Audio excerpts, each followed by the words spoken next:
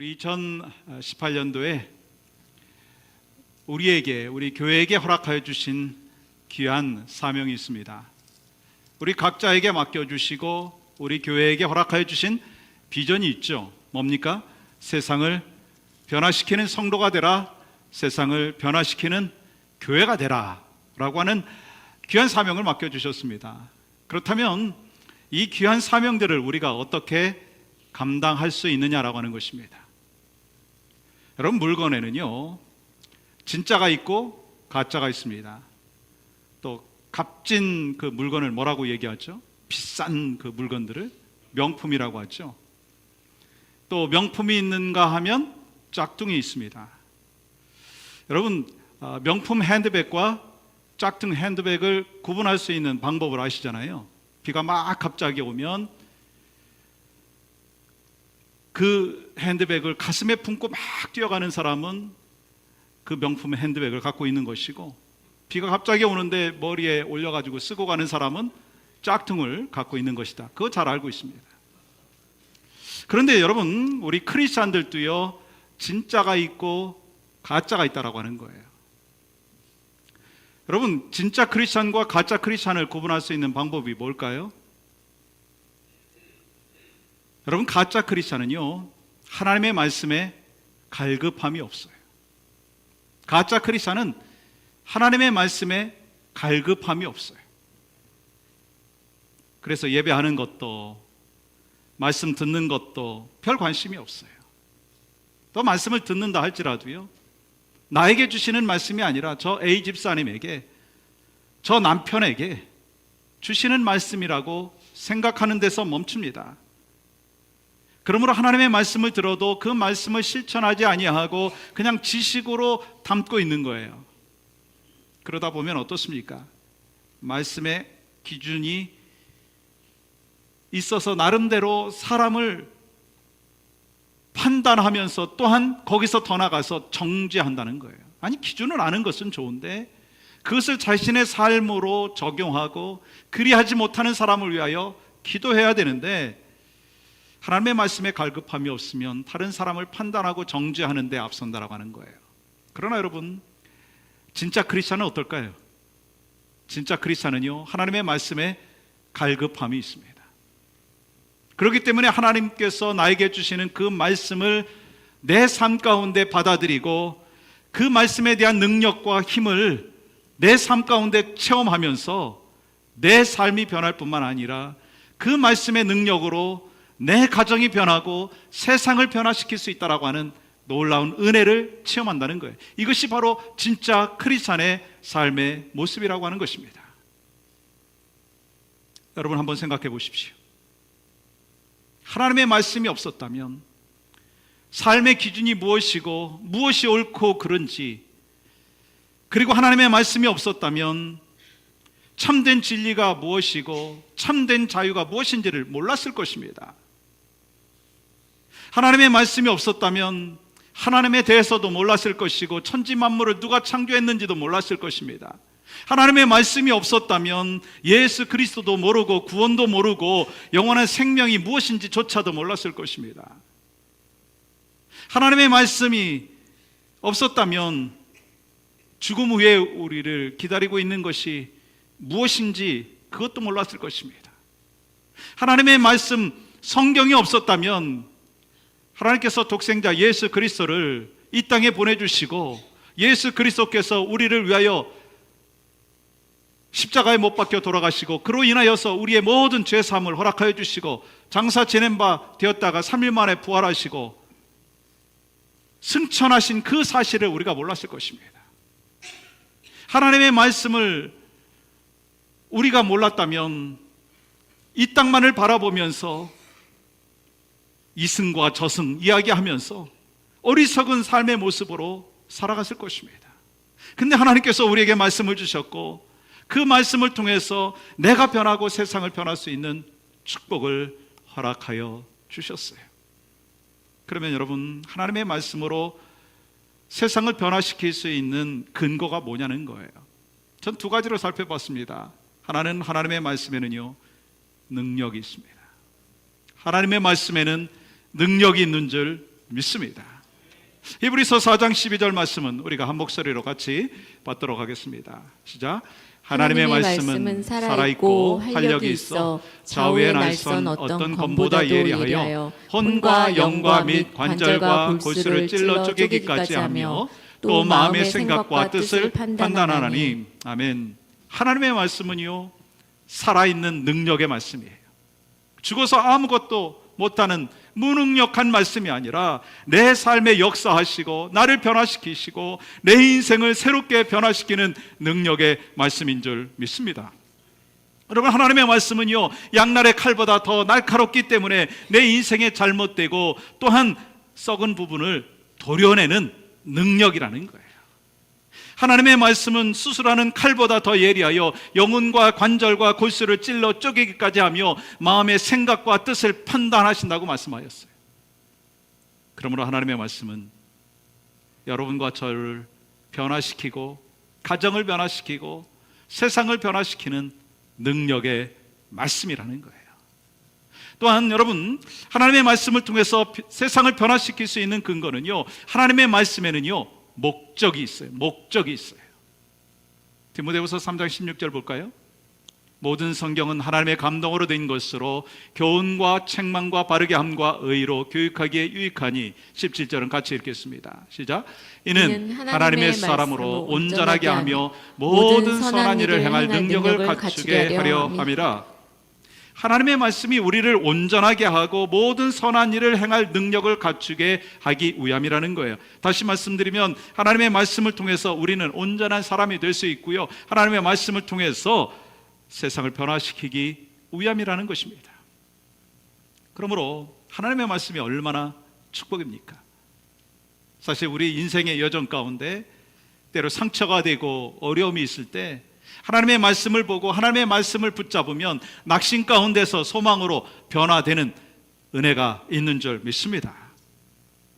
우리 인생의 여정 가운데 근심이 없고 염려가 없고 그리고 상처가 없는 사람이 어디 있습니까? 그러나 하나님께서 우리에게 주신 말씀을 붙잡고 말씀을 묵상하고 말씀을 받아들이고 말씀을 나누는 가운데 우리의 마음의 상처와 우리의 육신의 질병까지도 근심과 염려까지도 사라지게 하시고 줄어들게 하시고 온전히 힐링하여 주시는 하나님의 능력이 있는 줄 믿습니다. 그러니까 하나님의 말씀이 축복인 거예요.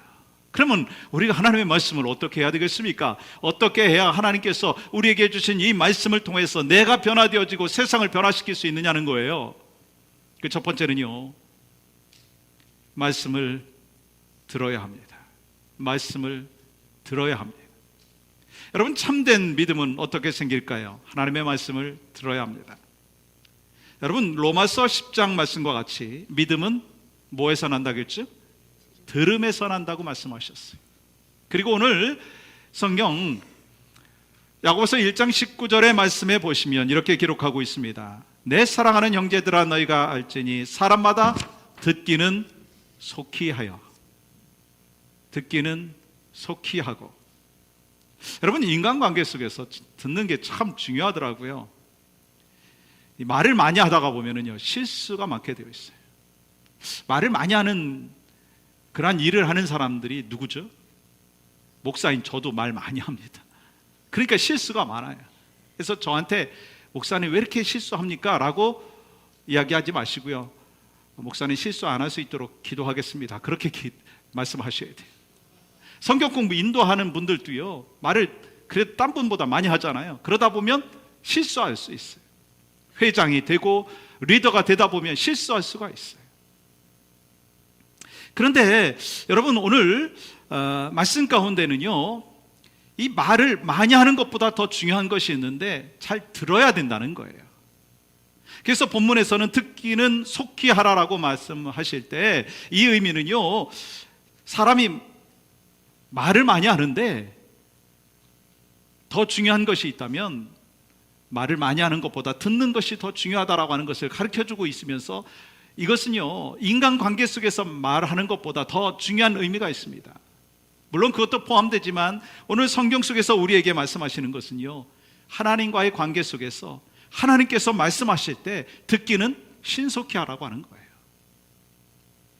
그러므로 우리가 성도로서 경건하게 살고자 하면 가장 먼저 말씀을 듣는 그 기회가 많아야 되고요, 그 말씀을 듣는 것은요 귀로 소리를 듣는 것과 다릅니다.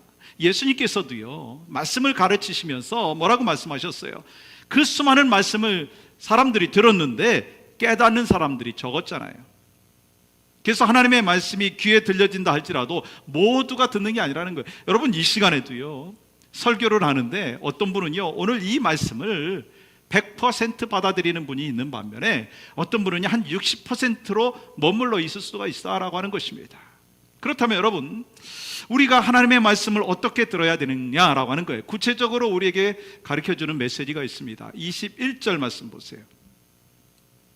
그러므로 모든 더러운 것과 넘치는 악을 내버리고 너희 영혼을 능히 구원할 바 마음에 심어진 말씀을 온유함으로 받으라. 여러분, 여기서 온유함으로 받으라 라고 말씀하는 것은요 겸손함으로 받으라 라고 하는 거예요. 근데 겸손함으로 받기 위해서 필요한 것이 있더라고요. 뭐냐면 모든 더러운 것을 내버려야 된다는 거예요. 악을 내버려야 된다는 거예요. 그런데 여러분, 여기서 더러운 것이라고 하는 원어의 의미가 뭔지 아세요? 귓구멍이 막힌 것을 더러운 것이라고 하는 거예요. 우리는 삶의 여정 가운데 더러움이요 귀를 막는다라고 하는 것입니다. 삶의 더러움이 계속되면은요 우리가 아무리 열정의 예배를 올려드리고요 설교를 많이 들어도요 변화의 삶을 살 수가 없는 거예요. 왜요? 귀가 막혔어요. 삶의 더러움이 있기 때문에 아무리 말씀을 들어도 그 말씀대로 살지 못한다라고 하는 것입니다. 다시 말씀드리면 우리의 마음에 악이 있으면 하나님의 말씀이 들려올 때 귀를 막게 하고 잘할 수 없게 된다라고 하는 거예요. 그래서 예수님께서 씨 뿌리는 비유를 설명하셨잖아요. 사람의 마음밭에는 어떤 밭이 있다고요?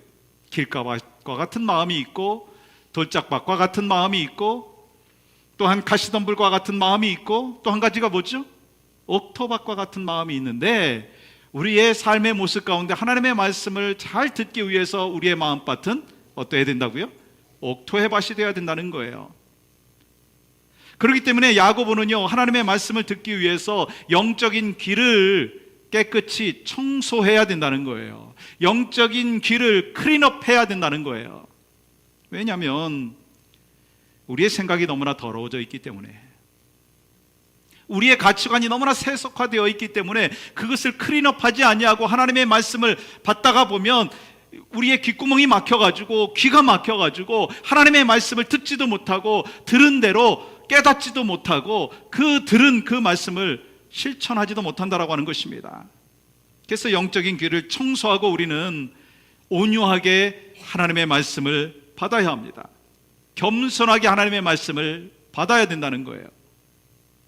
내 생각과 내 철학을 내려놓고 하나님의 말씀을 받을 때는 너무 칼큘레이션 하지 말라는 거예요. 계산하지 말라는 거예요. 하나님께서 나에게 주시는 이 말씀이 바로 나에게 오늘 이 시간에 주는 말씀이고 이번 한 주간 살아갈 때 능력이 되는 말씀이라고 하는 것을 우리가 깨닫고 귀를 열고 마음을 청소하고 깨끗한 마음으로 하나님이 들려주시는 귀한 말씀을 가슴속에 새기는 그러한 삶이 여러분과 저에게 있기를 원합니다. 그것이 바로 하나님의 말씀을 온유하게 받아들이는 거예요. 그러나 우리의 삶은 어떻습니까? 하나님의 말씀을 많이 듣지만 행하는 것이 부족하더라고요.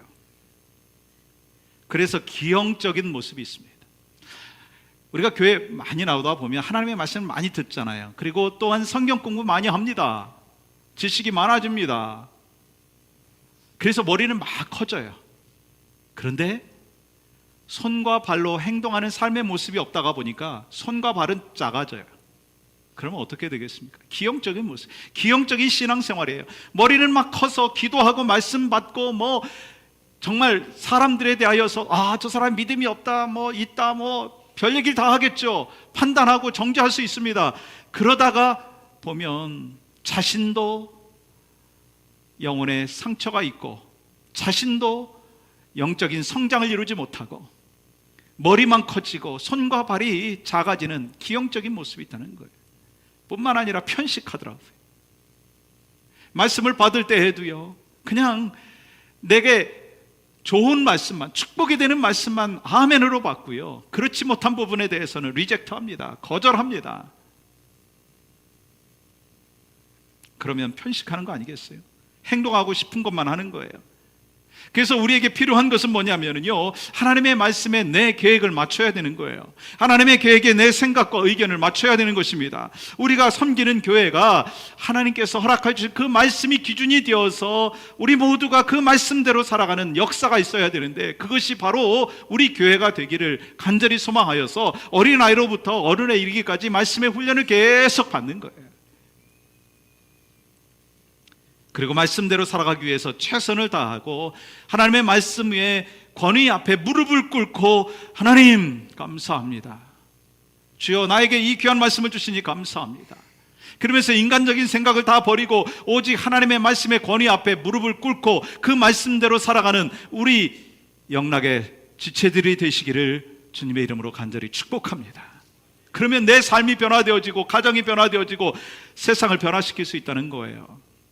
두 번째는요, 들음으로 말씀에 반응해야 합니다. 들음으로 말씀에 반응해야 합니다. 여러분, 믿음이 좋은 사람이 어떤 사람인가요? 신앙을 재는 여러 가지 척도 가운데 빠뜨릴 수 없는 것이 있다면 그것은 삶의 모습입니다. 얼마 전에도 제가 말씀을 드렸는데, 유명한 신학자요 목회자인 A.W. 톨저가 교회 안에 존재하는 간극, 틈이 있다고 이야기하면서 가슴 아파했습니다. 탄식했어요. 그 간극이 뭔지 아세요? 그 틈이 뭔지 아세요? 이론과 실제의 간극이라는 거예요. 그래서 누군가 주일 예배를 드리는 성도의 모습을 보고 그 다음에 주일 오후에 그의 삶의 모습을 관찰한다면 그 사람이 마치 두 종교를 믿는 사람과 같다라고 하면 안 된다라고 하는 것입니다. 사실 우리가 별명을 얻었잖아요. 너희는 세상의 소금이다, 너희는 세상의 빛이다 라고 말씀하셨는데, 그 소금과 빛의 역할들을 감당하지 못하니까요, 우리 크리스찬들이요 비난을 받더라고요. 그러면 여러분, 이 어떻게 이론과 실제의 간극을, 틈을 메꿀 수 있느냐라고 하는 거예요. 그 방법에 대해서도요 야고보는 우리에게 말씀하고 있습니다. 22절 말씀은 우리가 같이 함께 읽도록 하겠습니다. 시작. 너희는 말씀을 행하는 자가 되고 듣기만 하여 자신을 속이는 자가 되지 말라. 여러분, 이 말씀은요 야고보서의 핵심이 되는 구절입니다. 여러분, 야고보서의 주제가 뭐죠? 행함이에요. 참된 믿음은 행함으로 나타나게 되어 있습니다. 야고보 사도는요 행하는 믿음을 말하면서 삶의 두 가지의 모습을 대조하면서 말씀하고 있습니다. 말씀을 듣고 행하는 자와 또 하나는요 말씀을 듣기만 하는 자라고 오늘 성경에 말씀하고 있어요. 여러분, 이 왜 야고보가 왜 삶의 두 가지 모습을 대조할까요? 그냥 뭐 말씀을 듣고 행하는 자라고 이야기하면 참 좋을 텐데, 왜 말씀을 듣고 행하는 자와 듣기만 하는 자라고 하는 것으로 대조하고 있느냐라고 하는 거예요. 그 이유가 있습니다. 우리 크리스찬들 중에는요 말씀을 듣기만 하는 것으로 끝내는 사람들이 있다는 거예요. 듣는 것으로 이너프하다라고 생각하는 사람들이 있습니다. 그래서 야고보는요 뭐라고 말하고 있습니까? 듣기만 하여라고 하는 단어를 사용하고 있어요. 듣기만 하여.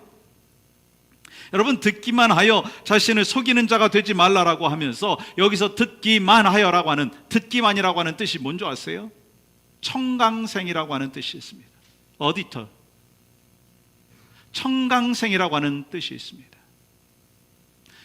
여러분, 학교 다닐 때 청강 해보셨어요? 청강을 하면은요 어떻습니까? 부담 없어요. 클래스에서 다른 사람들은 다 페이퍼를 써야 되는데 청강생은 쓸 필요 없어요. 청강생은요 숙제도 안 해도 돼요. 청강생은요 시험을 안 보고 그냥 내가 가고 싶으면 가고 말고 싶으면 말아도 돼요. 그냥 그 자리에 앉아 있는 것입니다. 그런데 여러분, 수업에는 청강생이 있을 수 있지만 우리 크리스찬의 삶에는요, 청강생이 있어서는 안 된다는 거예요. 어느 설교가가 크리스찬으로서의 청강생으로 앉아있는 모습을 보면서 이렇게 비유했습니다. 아이들이 껌 씹는 모습이다. 아이들이 껌 씹는 모습이다. 여러분, 아이들한테 껌을 딱 주면 아이들이 어떻게 반응합니까? 씹어 먹죠. 씹죠. 그러다가 막 단맛이 빠지면 어떻습니까? 그냥 뱉어버리죠. 그리고 또 달래요. 그러면 껌을 또 주죠. 그러면 껌 막 씹다가 단맛이 빠지면 어떻습니까? 또 뱉어버립니다. 오늘날 우리 크리스찬들도요, 좋은 설교를 듣기를 원합니다. 당연하죠. 목사인 저도요, 좋은 설교를 듣기를 원하고 좋은 설교를 하려고 애씁니다. 그러나 문제가 있습니다. 뭐냐면 거기까지. 은혜 받았고 감동 받았어요. 그리고 그것이 끝이에요. 거기까지예요. 그리고 또 다른 단맛을 쫓아서, 또 다른 단맛 나는 설교를 쫓아서 이 교회 저 교회를 찾아다닙니다. 그리고 하나님의 말씀에 청강생으로 하루하루 살아가고 단맛이 빠지면 또 뱉어버리는 인생으로 살아간다는 거예요. 사랑하는 성도 여러분, 우리가 교회 나와서 자주 예배를 드리지만 정신 차리지 아니하고 말씀을 듣기만 하는 자가 될 수 있다라고 하는 것입니다. 정신 차리지 아니하면 우리는 듣고 그냥 거기서 끝내버리는 사람이 될 수밖에 없다라고 하는 것입니다. 그렇다면 여러분의 삶에 어떤 변화가 있습니까? 여러분이 예수 그리스도를 믿고 구원받은 하나님의 사람으로 해가 갈수록 여러분의 자녀를 대하는 태도가 얼마나 달라지셨습니까? 여러분의 배우자를 대하는 태도가 얼마나 달라지셨습니까? 교인들을 대하는 태도는 얼마나 또 달라지셨어요? 목회자를 대하는 태도가 여러분 얼마나 변했습니까? 또 세상을 바라보는 관점이 얼마나 변했습니까? 혹시 여러분의 배우자가 저 인간 하나도 안 변했어요, 그런 이야기 하지 않습니까? 혹시 여러분 주변에 있는 분들이 여러분을 향하여 저 사람 교회만 열심히 다닙니다, 교회만 열심히 다닙니다, 한마디로 뭐라고 얘기하느냐면 저 집사님 나이롱이에요, 혹시 그러지 않느냐는 거예요. 우리는 말씀을 듣고 반응해야 하고 행해야 하는데 듣기만 한다는 거예요. 듣기만 하는 사람들이 교회에 너무나 많다라고 하는 것입니다. 말씀을 듣는 것 좋습니다. 그러나 문제가 있습니다. 듣기만 한다는 거예요. 여러분, 성경 공부 중요합니다. 그러나 성경 공부만 한다라고 하는 거예요. 설교하는 것 중요합니다. 그러나 설교만 한다는 거예요. 그게 문제라고 하는 거예요. 여러분, 어느 쪽이십니까? 만약에 듣기만 하고 반응하지 아니하고 변화되지 않았다면 그 사람은 어떤 사람이라고 성경은 말하고 있습니까? 자신을 속이는 자라고 말하고 있어요. 22절 보세요. 듣기만 하는 자, 자신을 속이는 자가 된다는 거예요. 그러지 말라라고 하는 것입니다. 그러므로 우리는요, 하나님의 말씀에 반응하고 말씀대로 실천해야 된다는 거예요. 그러면 여러분, 하나님의 말씀에 대해서 반응을 할 때, 올바르 반응할 때 나타나는 현상이 뭔지 아세요? 저는 두 가지를 말씀 속에서 찾아보았습니다. 첫 번째는요, 말입니다. 말이에요. 야고보는 주일에 모여서 하나님을 찬양하고 일주일 동안 살아가면서 사람들을 또한 저주할 수도 있다고 얘기합니다. 그래서 이렇게 말하죠. 야고보서 3장 11절 말씀 보세요. 샘이 한 구멍으로 어찌 단물과 쓴물을 내겠느냐? 여러분, 세상에는요, 한 우물에서, 한 샘에서 쓴물과 단물이 동시에 나올 수가 없습니다. 그러나 오늘의 교회 안에 그런 사람들이 있다는 거예요. 교회 나와서 할렐루야 찬양을 합니다. 영광 올려드립니다. 막 기쁨과 감사 속에서 찬양을 하지만 삶의 현장에서 사람들을 미워하고 비판적인 이야기를 하고 부정적인 말을 하고 수근수근대고 그러면 그게 어떤 의미가 있느냐는 거예요. 그것은 그가 드린 예배와 찬양이 하나님과 전혀 상관없는 가짜라고 하는 거예요. 짝퉁이라고 하는 것입니다. 그래서 교회 직분을 맡고 사역을 감당하는 사람들에게 가장 중요한 것 중에 하나가 뭐냐면 말에 실수가 없어야 합니다. 사실 말에 실수가 없는 사람 없지요. 그렇기 때문에 우리는 말에 실수가 적어야 합니다. 줄어들어야 된다는 거예요.